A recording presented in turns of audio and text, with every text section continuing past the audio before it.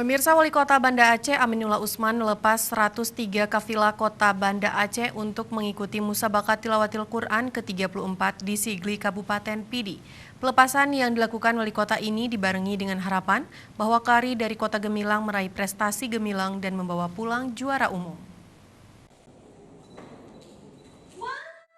Sebanyak 103 kafilah Musabaqah Tilawatil Quran Kota Banda Aceh dilepas Wali Kota Banda Aceh Aminullah Usman. Dari jumlah tersebut, qori sebanyak 55 orang, ofisial 39 orang, pelatih 6 orang, dan tenaga medis 3 orang. Dan rombongan kafilah MTQ Kota Banda Aceh diberangkatkan Kamis siang tadi menggunakan bus dan beberapa kendaraan minibus lainnya.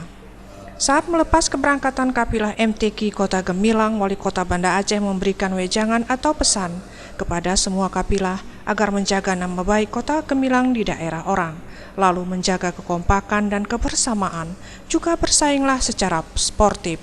Selain itu menjaga kesehatan dan tetap disiplin, kemudian selalu bersabar dan jauhkan emosi. Tak hanya berpesan, Wali Kota pun memberikan semangat kepada kafilah, sekaligus mengharapkan para kafilah membawa pulang juara umum, karena beberapa tahun terakhir Kota Banda Aceh masih terbilang belum mencapai kegemilangan di MTQ Aceh.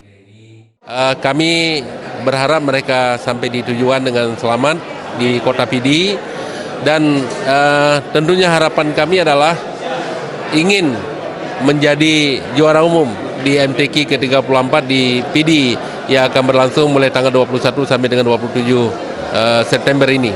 Sebagai tanda telah melepas keberangkatan kafilah MTQ Kota Banda Aceh, Wali Kota menyerahkan bendera Pataka Kota Gemilang kepada Ketua Tim Rombongan Kafilah MTQ.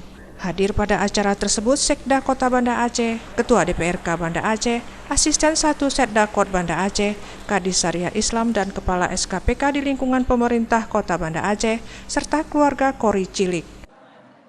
Tim Liputan Aceh TV.